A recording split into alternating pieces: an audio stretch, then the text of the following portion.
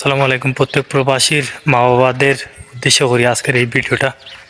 আমি জানি না, হয়তো আমার কথাবার্তায় যদি কোনো রকমের ত্রুটি থাকে এবং কষ্ট পাইয়া থাকেন তাহলে ক্ষমার দৃষ্টি দেখবা।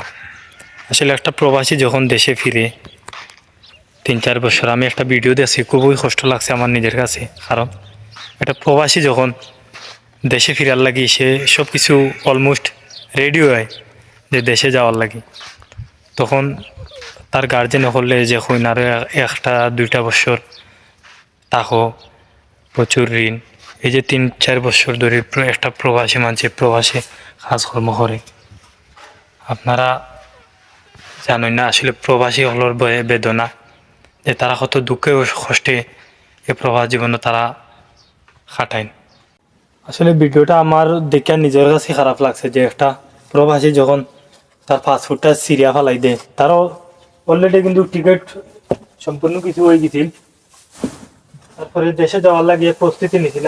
আসলে একটা প্রবাসী যখন দেশে যাওয়ার লাগে কিন্তু সে যখন রেডি হয় তখন তার নিজের কাছে কতটা আনন্দ হয় যে আমি দেশে যাইমু, 3-4 বছর পরে আমি দেশে যাইলাম, কত আনন্দ লাগে।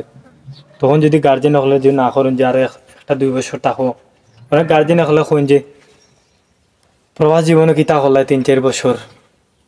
হাই রে, একটা প্রবাসী জানে মাস শেষে দেখা যায় যে তার কাছে ফার্স্ট রিয়াল ফোন তো থাকে না। আমি নিজেই দেখছি অনেক প্রবাসী হলোর গেছে যে মাস শেষে তার কাছে ফার্স্ট রিয়ালও হইতা না।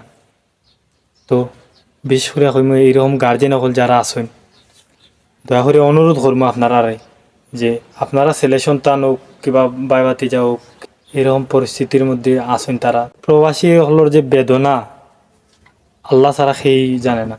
আমি নিজেই পরিস্থিতি শিকার, যে আমারও 1 বছর অতিক্রম ওর, আমার এমন এমন দিন গেছে ভাই, যে মানুষের যে মৃত্যুর যে যন্ত্রণাগুলা, এরকম একটা প্রবাসীর মৃত্যুর যন্ত্রণার জেলা ছটফট করে মানুষ মরার আগে, এরকম একটা পরিস্থিতির মাঝে প্রত্যেকটা প্রবাসী এটা থাকে। তো আসলে আমার কথাবার্তা হয়তো অনেক গার্জেন হলে কষ্ট পাইবা, আমি ক্ষমা চাইয়া নিরাম। আপনারা একটু চিন্তা ধারণা করবা, এগুলা বোঝার চেষ্টা করবা, তারা বুঝাইবা, তার প্রতি একটু ভালোবাসা দিবা। তো সবার প্রতি ভালোবাসা রইল। আসসালামু আলাইকুম।